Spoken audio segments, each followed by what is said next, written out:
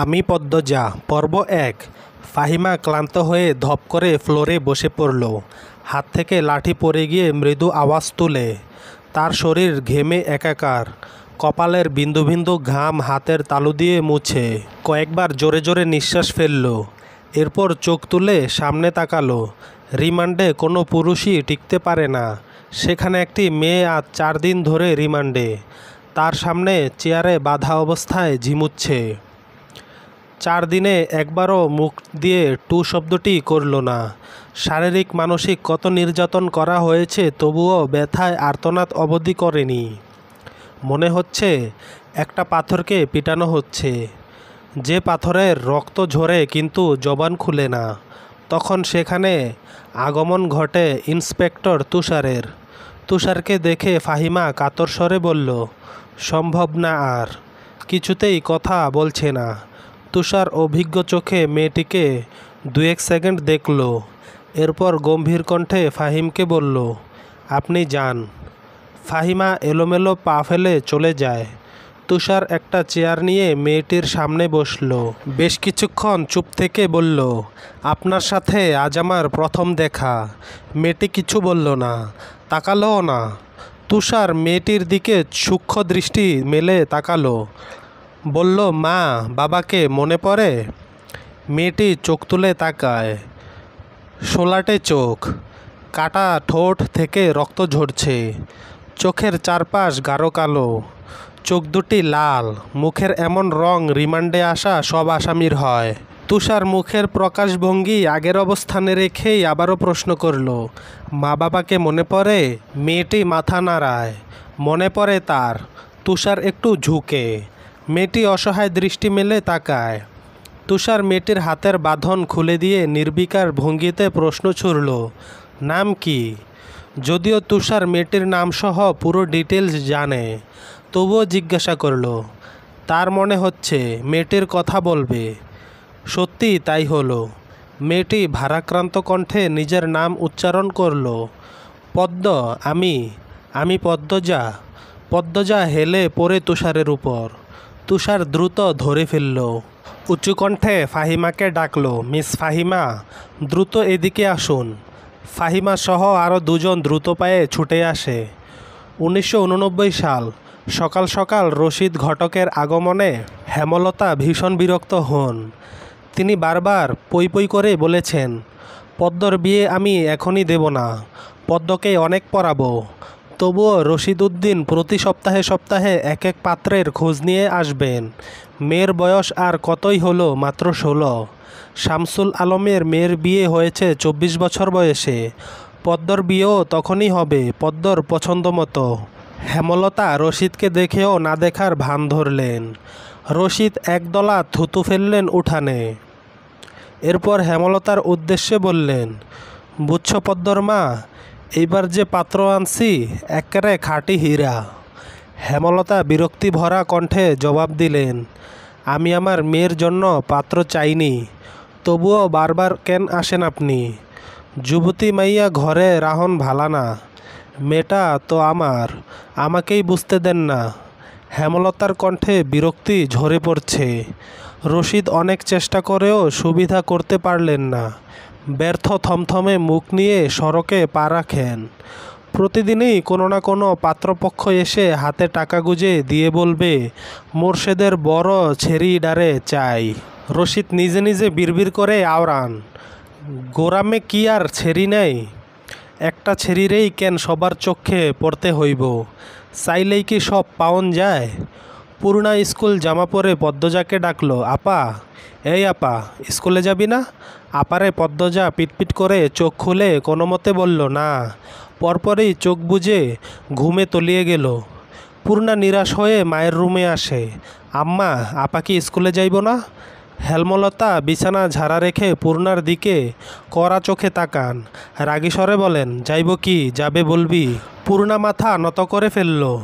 হেমলতার কড়া আদেশ, মেয়েদের পড়াশোনা করাচ্ছি অশুদ্ধ ভাষায় কথা বলার জন্য নয়, শুদ্ধ ভাষায় কথা বলতে হবে। পূর্ণাকে মাথা নত করতে দেখে হেমলতা তৃপ্তি পান। তার মেয়েগুলো মান্যতা চিনে খুবই অনুগত। তিনি বিছানা ঝাড়তে ঝাড়তে বললেন, পদ্মর শরীর ভালো না, সারা রাত পেটে ব্যথায় কাঁদছে। থাকুক, ঘুমাক। পূর্ণার কিশোরী মন বুঝে যায় পদ্মজা কিসের ব্যথায় কেঁদেছিল। সে রাতে নানাবাড়ি ছিল বলে জানত না, ভোরেই চলে এসেছে। নানাবাড়ি হেঁটে যেতে 5 মিনিট লাগে। পূর্ণাকে চুপচাপ দাঁড়িয়ে থাকতে দেখে হেমলতা বললেন, তুই যা, মাথা নিচু করে যাবি, মাথা নিচু করে আসবি। আচ্ছা আম্মা। পূর্ণা রুমে এসে আয়নার সামনে দাঁড়ালো, নিজেকে খুঁটিয়ে খুঁটিয়ে দেখলো। এরপর গত মাসে মেলা থেকে আনা লাল লিপস্টিক গাঢ় করে ঠোঁটে মাখে। 14 বছরের পূর্ণার ইদানিং খুব সাজতে ইচ্ছে করে।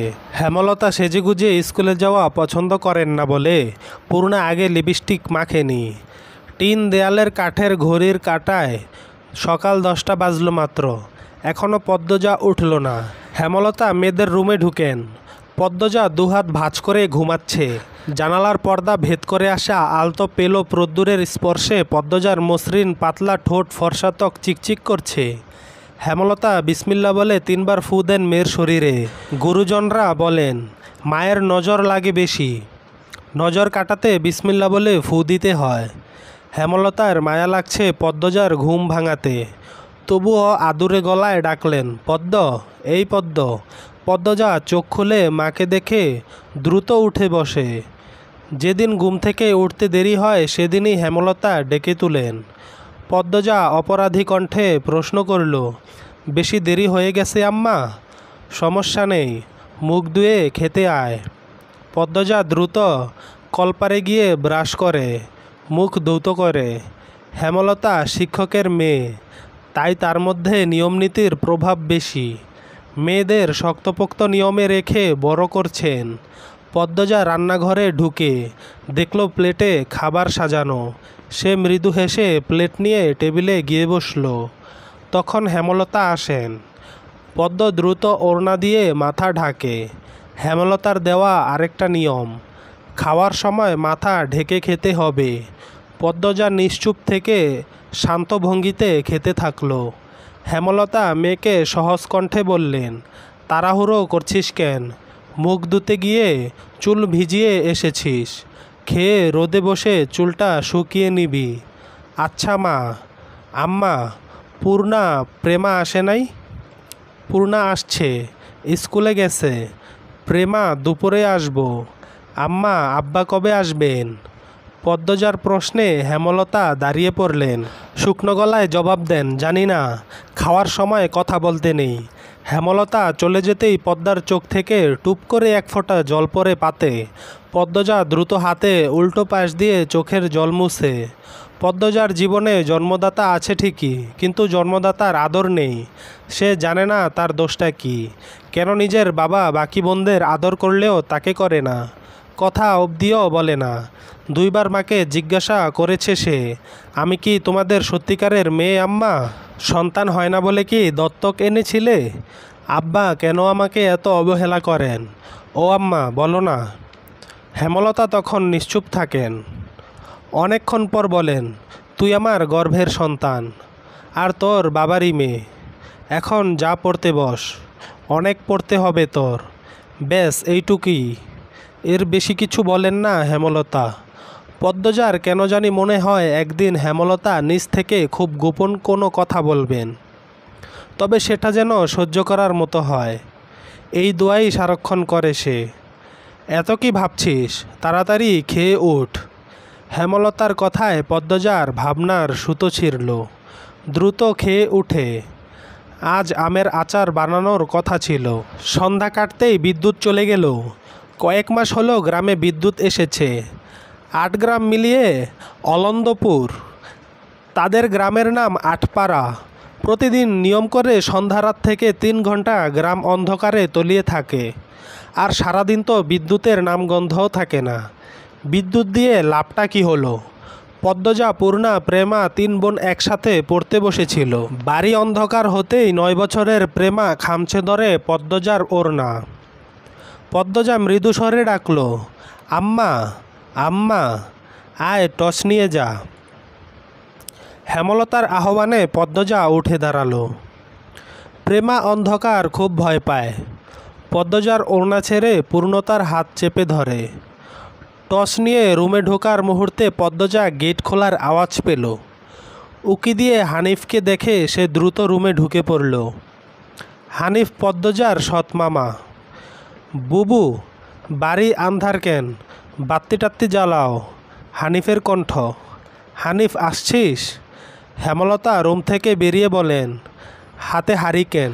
হানিফ সবকটি দাঁত বের করে হাসল, বলল, হ আমি। আয় ভেতরে আয়। হানিফ বারান্দা পেরিয়ে বড় ঘরে ঢুকে বলল, তোমার সেরিগুলান কইতে?